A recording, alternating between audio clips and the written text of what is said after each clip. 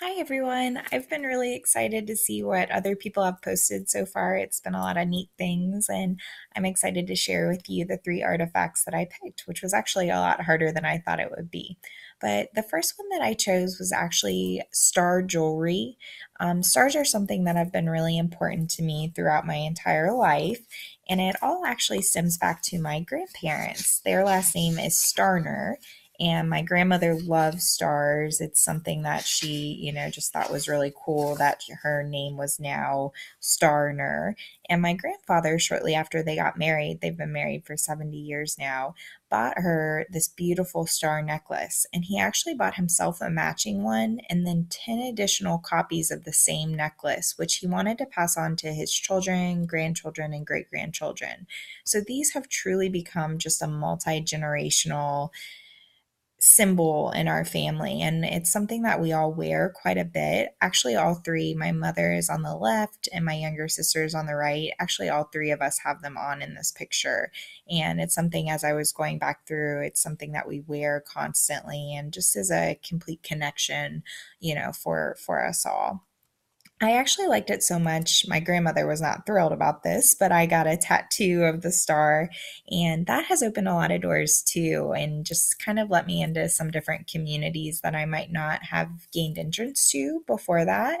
I really thought about Jessica's story on page 30 and connected with that quite a bit because it's just, led to an interest in my family history and opened up doors to talk about what tattoos mean and symbolize for a lot of different people. The second thing that I picked was actually also from my grandmother. This is a fondue pot.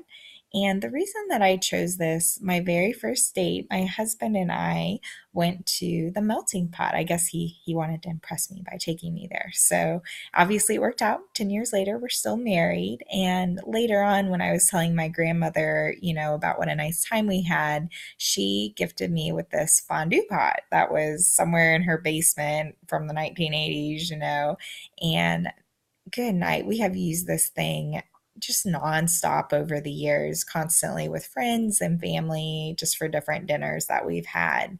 And it's a trusty old fondue pot. So, we I would say at least a couple of times a month, one of us is like, "Hey, why don't we have fondue for dinner tonight?" And now my kids love fondue as well. So, it's just kind of this funny multi generational thing, much like the star necklace, actually, that is symbolic of our family and our identity. The third thing that I chose was my knitting bag. And this probably would be something if there was a fire in our house and I knew my kids and husband were safe. The knitting bag would probably be what I would grab next because it just takes so much time to do these different projects. And it was a lovely gift from my mother as well. And kind of she had it made specially for me. And the needles and yarn are also a part of this artifact. I learned how to knit when I was in college. I actually broke my leg really badly in a skydiving accident, which is a story for another time. You can see my crutches in the back left hand side there.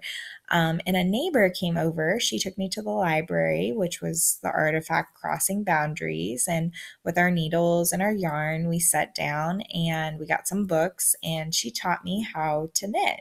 And from there, I've learned how to crochet and just absolutely love this type of craft and part of my life. And along with this, I really identified with, I think it was on page, I think it was page 25, where they talk about how we should view communities as ecologies and carriers of important stories and how artifacts kind of play into that. And they were talking specifically about education in the book, but I think this is true in the larger world too.